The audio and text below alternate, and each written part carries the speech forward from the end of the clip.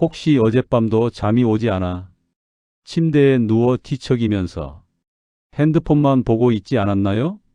숙면을 취하는데 멜라토닌 영양제를 먹으면 도움이 된다고 해서 복용하고 계시진 않은지요? 밤에 잠들기 전까지는 괜찮은데 꼭 그 시간만 되면 몸이 이상해지고 눈은 감았는데 마음이 가라앉지 않고 다리는 가만히 있어도 불편하고 가슴이 괜히 두근거리지 않나요? 시계를 보면 아직 자도 될 시간인데 몸은 전혀 준비가 안 된 것처럼 깨어 있습니다. 이상하게도 이런 밤은 반복되죠. 그래서 어느 순간부터는 이렇게 생각하게 됩니다. 이제 나이가 들어서 그런가 보다. 원래 이 나이 되면 잠이 줄지 하면서 말이죠. 정말 그 이유뿐일까요? 매일 밤 쉽게 잠 못 드는 분들께, 그리고 숙면을 취하지 못해서 생활 패턴이 망가진 여러분들을 위해서 집안에 있는 간단한 이것을 가지고 숙면에 도움이 되는 이야기를 나누려고 합니다. 진료실에서 가장 자주 듣는 말이 있습니다. 선생님, 잠은 자는데 자는 것 같지가 않아요. 분명 밤에 눈은 감았고 중간중간 기억도 없는데 아침에 일어나면 몸이 전혀 쉬지 않은 느낌이라는 겁니다. 이건 단순한 불면이 아닙니다. 몸이 밤새 긴장을 풀지 못했다는 신호입니다. 많은 분들이 이럴 때 수면제를 고민합니다. 혹은 멜라토닌이나 마그네슘 같은 보충제를 떠올리죠. 잠을 잘 수만 있다면 무엇이든 해보고 싶기 때문입니다. 그런데 여기서 한 가지 이상한 점이 있습니다. 약을 먹고 잠든 날에도 아침 피로는 크게 달라지지 않는 경우가 많다는 겁니다. 이런 분들께 공통적으로 나타나는 특징이 있습니다. 손발이 쉽게 차가워지고 밤이 되면 다리가 묘하게 불편해지며 자다가 화장실에 한두 번은 꼭 일어나게 됩니다. 그리고 가만히 누워 있어도 몸 안이 편안해지지 않습니다. 이건 마음의 문제가 아닙니다. 몸의 신호 체계가 어긋났다는 뜻입니다. 사람의 몸은 낮에는 깨어 있고 밤에는 쉬도록 설계되어 있습니다. 그 전환을 도와주는 건 의지가 아니라 몸 안의 균형입니다. 이 균형이 흐트러지면 몸은 자야 할 시간에도 계속 경계를 유지합니다. 그래서 피곤한데도 잠이 오지 않고 잠들어도 자꾸 깨게 됩니다. 특히 나이가 들수록 이 균형은 더 쉽게 무너집니다. 예전과 같은 생활을 하고 있어도 몸이 예전처럼 반응하지 않기 때문입니다. 똑같이 물을 마시고 똑같이 식사를 해도 몸속에서는 전혀 다른 일이 벌어지고 있습니다. 여기서 중요한 단서가 하나 있습니다. 요즘 밤에 잠이 안 오는 분들, 대부분은 몸속에 물은 충분한데 몸을 안정시키는 기본 성분이 부족한 상태입니다. 이 상태에서는 신경이 예민해지고 심장이 쉴 틈을 찾지 못하며 몸은 계속 깨어 있으려 합니다. 이걸 의학적으로는 전해질 균형이 깨진 상태라고 부릅니다. 이 말을 들으면 대부분 이렇게 묻습니다. 그럼 뭘 먹어야 하나요? 영양제가 필요한 건가요? 하지만 오늘 이야기는 무언가를 더 먹는 이야기와는 다릅니다. 오히려 지금까지 당연하다고 믿어왔던 생활 습관 하나를 다시 보게 만드는 이야기입니다. 오늘 이 시간에는 왜 나이가 들수록 잠이 얕아지는지, 왜 약을 먹어도 몸이 쉬지 않는지, 그리고 무엇이 이 균형을 무너뜨렸는지 하나씩 짚어보려고 합니다. 저는 30년 동안 내과 의사로 진료실에 앉아 수많은 어르신들을 만나왔습니다. 같은 불면을 호소해도 그 원인은 늘 같지 않았습니다. 어떤 분은 걱정이 많아서였고, 어떤 분은 통증 때문이었고, 또 어떤 분은 아무 이유 없이 밤이 힘들어졌다고 말하셨습니다. 그런데 시간이 지날수록 한 가지 공통된 깨달음이 생겼습니다. 잠의 문제는 의지나 정신력의 문제가 아니라 몸의 리듬이 흐트러졌다는 신호라는 점입니다. 사람의 몸은 스스로 쉬는 방법을 알고 있습니다. 억지로 눕히지 않아도, 강제로 재우지 않아도 조건만 맞으면 자연스럽게 잠으로 들어갑니다. 문제는 우리가 그 조건을 잃어버린 채 살아왔다는 것입니다. 우리는 오랫동안 잠이 안 오면 약을 먹는다는 공식을 너무 당연하게 받아들여 왔습니다. 하지만 약은 잠을 대신 만들어주는 것이지 몸이 스스로 잠들게 만들지는 않습니다. 그래서 약을 끊으면 다시 원점으로 돌아가게 됩니다. 오늘 제가 말씀드린 이야기는 새로운 치료법이 아닙니다. 기적 같은 방법도 아닙니다. 단지 몸이 원래 가지고 있던 기능을 다시 깨우는 과정입니다. 몸의 균형이 회복되면 신경은 안정되고 심장은 쉴 준비를 하고 수면 호르몬은 제 역할을 하기 시작합니다. 그때 잠은 부탁하지 않아도 찾아옵니다. 30년 동안 진료하면서 제가 점점 더 확신하게 된 사실이 있습니다. 나이가 들수록 몸은 더 복잡해지는 게 아니라 오히려 기본에 더 민감해진다는 점입니다. 조금의 균형 변화에도 몸은 바로 반응합니다. 그 반응이 불면으로 나타나기도 하고 회복으로 나타나기도 합니다. 그래서 저는 이제는 무언가를 더하기보다 잃어버린 것을 되돌리는 쪽을 더 중요하게 생각합니다. 그 출발이 바로 오늘 이야기한 작은 습관입니다. 이 채널 슬기로운 노후 생활은 어려운 의학 이야기를 하려는 곳이 아닙니다. 노후를 조금 더 편안하게, 몸을 조금 더 이해하면서 살아갈 수 있도록 돕는 공간입니다. 약보다 습관, 처방보다 리듬을 이야기하고 싶었습니다. 오늘 밤 혹시 또 잠이 쉽게 오지 않는다면 스스로를 탓하지 마세요. 몸이 보내는 신호를 이제 알아차렸다는 것만으로도 이미 변화는 시작된 겁니다. 작은 행동 하나가 몸의 밤을 바꿀 수 있습니다. 그리고 그 변화는 잠에서 끝나지 않습니다. 아침의 컨디션을 바꾸고 하루의 기운을 바꾸고 삶의 리듬을 바꿉니다. 실천해 보신 분들은 댓글로 한 줄만 남겨주세요. 몸이 조금 편해졌어요. 그 한 문장이 다른 분들에게 큰 힘이 됩니다. 이 이야기가 도움이 되셨다면 좋아요와 구독도 함께 눌러주세요. 이제부터 본격적으로 여러분들에게 필요한 작은 습관에 관한 이야기를 시작해 보겠습니다.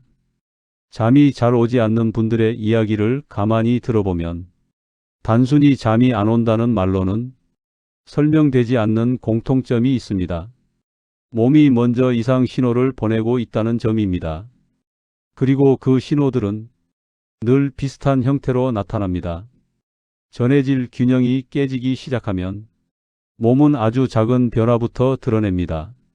문제는 이 변화들이 워낙 흔해서 대부분 나이 탓, 컨디션 탓으로 넘긴다는 점입니다. 하지만 이 5가지 신호가 함께 나타난다면 몸속 균형이 이미 흐트러졌다는 뜻일 가능성이 큽니다. 첫 번째 신호는 밤이 되면 몸이 전혀 풀리지 않는 느낌입니다. 분명 하루 종일 피곤했는데 막상 누우면 몸이 내려앉지 않습니다. 어깨와 다리는 여전히 긴장돼 있고 숨도 깊어지지 않습니다. 이건 생각이 많아서가 아닙니다. 몸이 아직 쉬어도 되는 상태로 전환되지 못했기 때문입니다. 두 번째 신호는 가슴 두근거림과 이유 없는 불안감입니다. 특별히 걱정할 일이 없는데도 누우면 심장 박동이 또렷하게 느껴집니다. 가만히 있어도 몸 안이 바쁘게 돌아가는 느낌이 듭니다. 전해질 균형이 흐트러지면 심장은 계속 일을 해야 한다는 신호를 받게 되고 그 결과 밤에도 쉬지 못합니다. 세 번째 신호는 근육에서 나타나는 미묘한 불편감입니다. 다리에 쥐가 잘 나거나 종아리가 당기고 발끝이 가만히 있지 못합니다. 이건 단순한 피로가 아닙니다. 근육은 전해질 신호로 수축과 이완을 조절하는데 이 균형이 무너지면 근육은 쉬는 방법을 잊어버립니다. 네 번째 신호는 밤중에 자주 깨는 배뇨 패턴입니다. 자기 전에는 괜찮은데 밤만 되면 화장실에 가게 됩니다. 한 번이면 다시 잠들 수 있지만 두 번, 세 번 반복되면 몸은 점점 더 깨어납니다. 전해질 균형이 깨지면 신장은 수분을 붙잡지 못하고 계속 배출하려 하기 때문에 이런 일이 생깁니다. 다섯 번째 신호는 아침에 일어났을 때의 이상한 피로감입니다. 분명 잠자리에 누워있던 시간은 충분한데 몸이 쉰 느낌이 없습니다. 머리는 무겁고 몸은 여전히 뻣뻣합니다. 이건 잠을 못 잔 것이 아니라 몸이 쉬지 못한 잠을 잔 상태입니다. 이 다섯 가지 신호는 각각 따로 보면 흔한 증상처럼 보입니다. 하지만 함께 나타난다면 공통된 원인을 의심해 봐야 합니다. 그 중심에 있는 것이 바로 전해질 균형의 붕괴입니다. 이 균형이 무너지면 몸은 밤과 낮을 제대로 구분하지 못합니다. 쉬어야 할 시간에도 계속 깨어 있으려 하고 그 결과 잠은 점점 얕아집니다. 그렇다면 이런 질문이 생깁니다. 예전에는 괜찮았는데 왜 요즘 들어서 이런 증상이 더 심해졌을까? 이 질문에 답하려면 우리가 바꾼 생활 습관부터 살펴봐야 합니다. 예전 어르신들의 하루를 떠올려 보시면 몸을 쓰지 않는 시간이 거의 없었습니다. 밭일을 하고 마당을 쓸고 장을 보러 걸어 다니고 땀을 흘리는 것이 일상이었습니다. 그 과정에서 몸은 자연스럽게 수분과 염분의 균형을 맞췄습니다. 하지만 요즘은 다릅니다. 움직임은 줄었고 대신 물을 많이 마셔야 건강하다는 말만 남았습니다. 그래서 하루 종일 물은 마시는데 정작 몸을 안정시키는 기본 성분은 계속 희석되고 있는 경우가 많습니다. 진료실에서 자주 듣는 말이 있습니다. 선생님, 저는 짠 건 거의 안 먹어요. 저염식이 몸에 좋다고 해서요. 이 말 자체는 틀리지 않습니다. 문제는 너무 철저하게 피하고 있다는 점입니다. 이렇게 되면 몸속에는 물은 충분한데 신경과 근육, 심장을 안정시키는 전해질이 상대적으로 부족해집니다. 그 결과가 바로 앞 영상에서 이야기한 다섯 가지 신호입니다. 밤이 되면 몸이 풀리지 않고 가슴이 두근거리고 다리가 불편하고 화장실을 자주 가게 되고 아침에 일어나도 개운하지 않은 상태. 이 모든 것이 몸이 균형을 잃었다는 같은 메시지입니다. 여기서 많은 분들이 영양제를 떠올립니다. 마그네슘, 멜라토닌, 각종 보충제들, 물론 도움이 될 수 있습니다.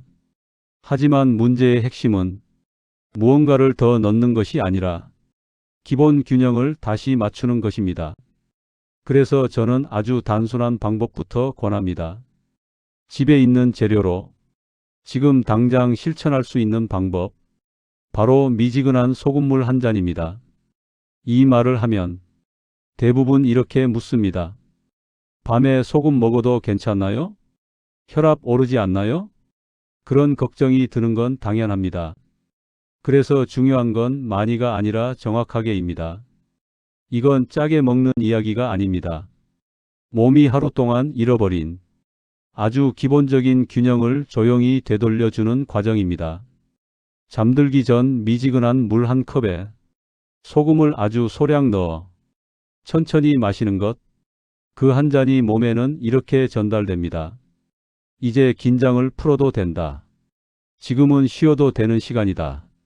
실제로 이 습관을 시작한 분들 중에는 밤에 다리가 덜 불편해지고 화장실 횟수가 줄고 심장이 편안해졌다고 말하는 경우가 많습니다. 특별한 약을 먹지 않았는데도 몸이 먼저 반응하는 겁니다. 중요한 건 이걸 특별한 치료로 생각하지 않는 것입니다. 양치하듯 잠자기 전 준비 동작 하나가 추가된다고 생각하시면 됩니다. 몸은 아주 정직합니다. 부족하면 신호를 보내고 채워지면 바로 반응합니다. 우리가 그 신호를 이제서야 알아차렸을 뿐입니다. 왜 신경과 수면 리듬에 영향을 주는지. 다음 영상에서는 이 소금물 한 잔이 몸속에서 실제로 어떤 변화를 만들고 조금 더 깊이, 그러나 쉽게 풀어서 이야기해 보겠습니다. 그렇다면 이런 질문이 자연스럽게 따라옵니다. 도대체 그 한 잔이 몸 안에서 무슨 일을 하길래 잠과 이렇게 깊이 연결되는 걸까? 사람의 몸은 생각보다 단순한 신호 체계로 움직입니다. 쉬어야 할 때는 쉬라는 신호가 내려가고, 움직여야 할 때는 긴장하라는 신호가 올라옵니다. 이 신호를 전달하는 기본 언어가 바로 정기적 자극입니다.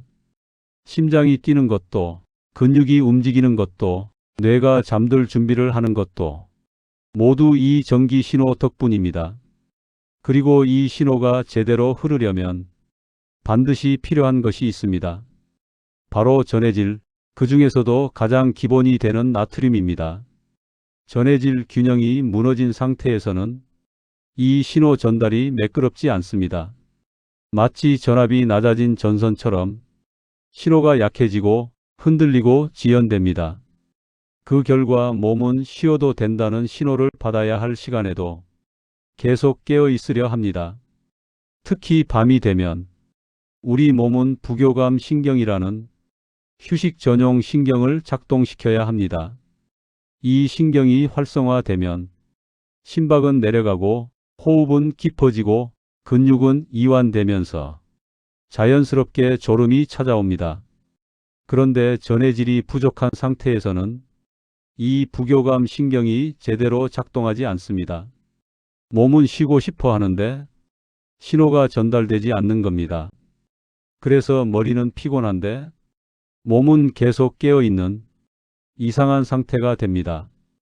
이때 미지근한 소금물 한 잔이 들어오면 몸은 아주 빠르게 반응합니다. 잃어버렸던 기본 신호 재료가 다시 공급되기 때문입니다. 신경은 안정되고 심장은 불필요한 긴장을 풀기 시작합니다. 많은 분들이 마시고 나면 손발이 따뜻해진다고 말합니다. 이건 기분 탓이 아닙니다.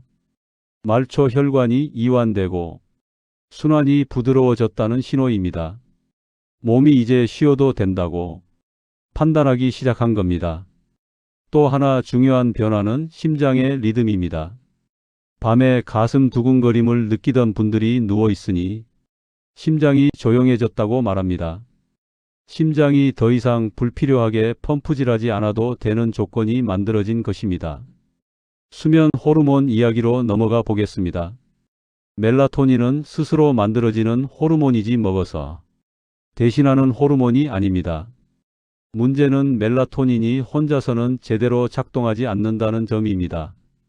몸의 신경 상태, 체온, 순환, 전해질 균형이 함께 맞아야만 비로소 제 역할을 합니다. 즉, 소금물 한 잔은 멜라토닌을 대신하는 것이 아니라 멜라토닌이 일할 수 있는 환경을 만들어주는 역할을 합니다.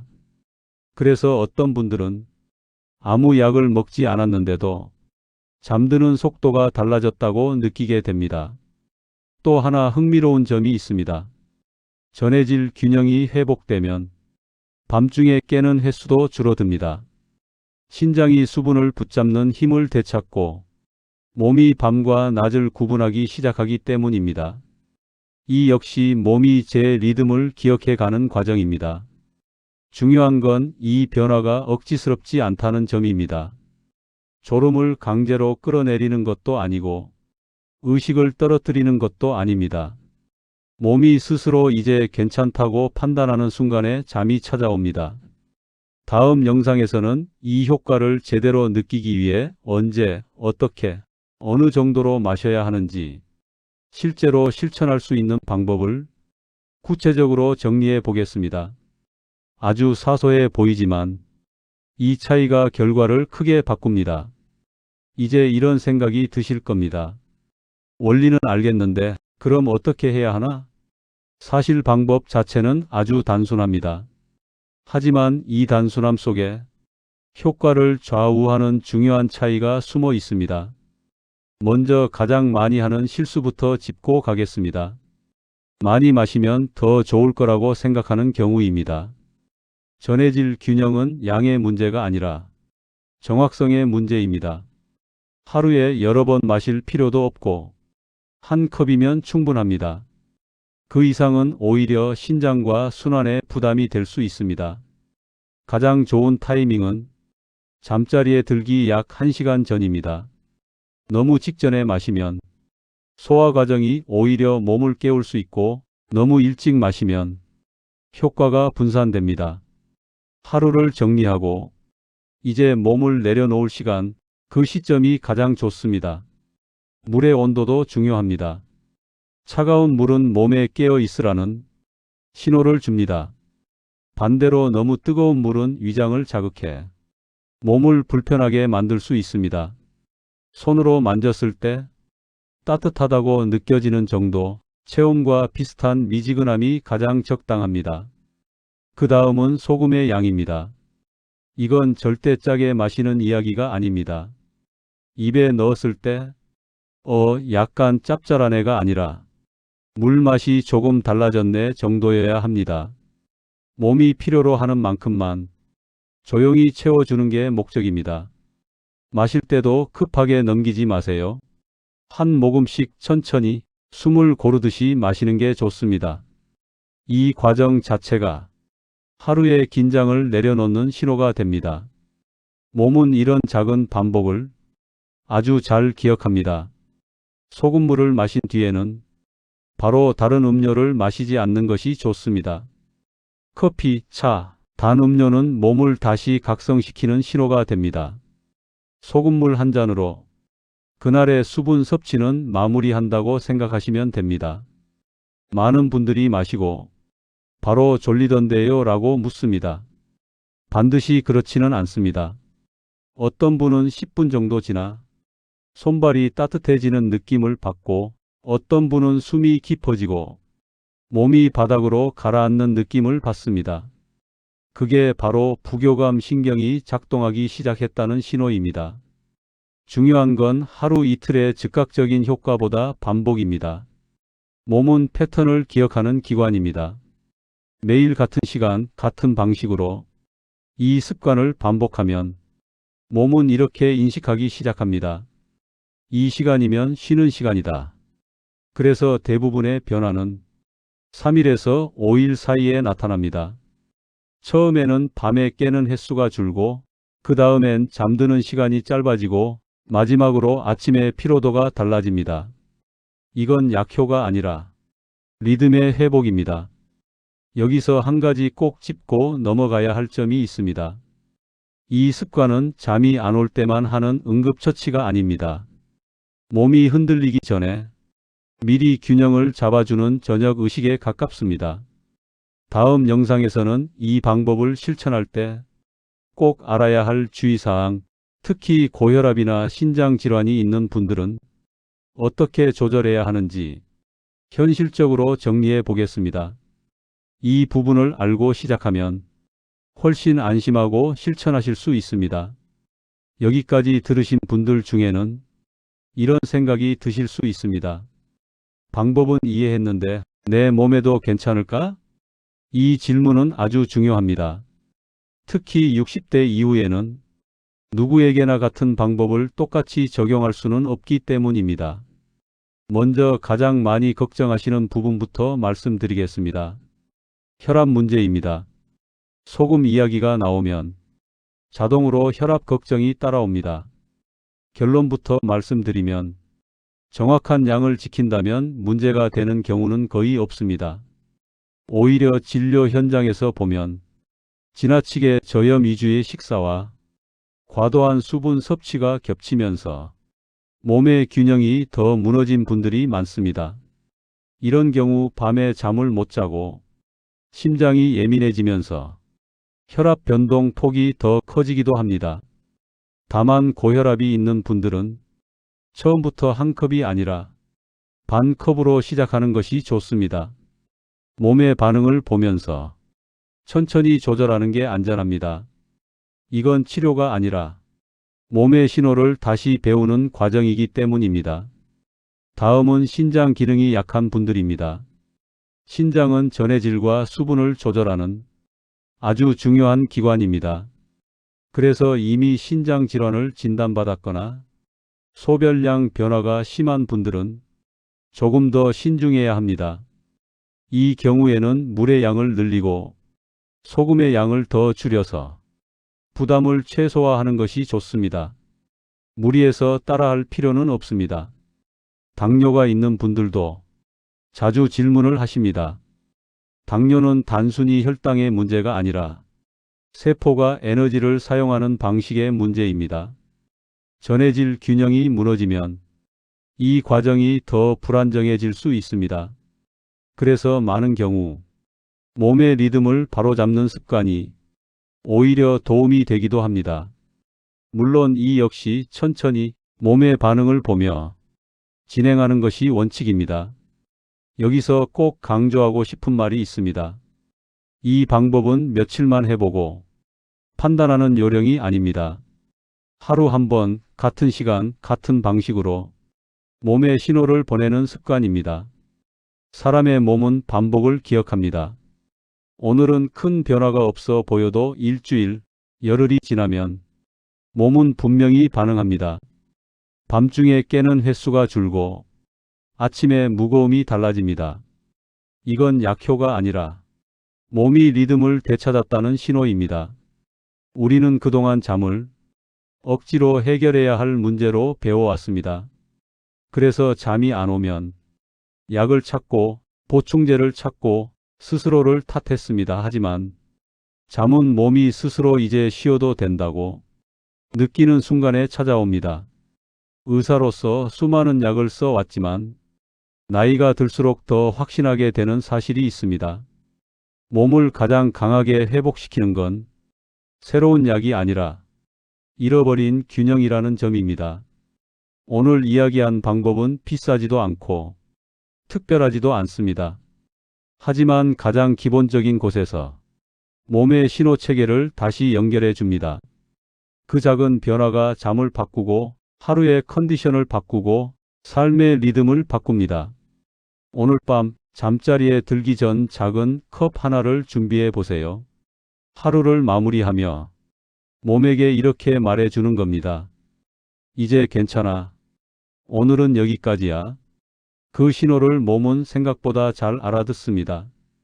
다음 영상에서는 이 리듬을 더 단단하게 만들어주는 다른 생활 습관에 대해서도 이어 이야기해 보겠습니다. 오늘 밤은 몸이 스스로 쉬는 법을 다시 기억하는 밤이 되길 바랍니다.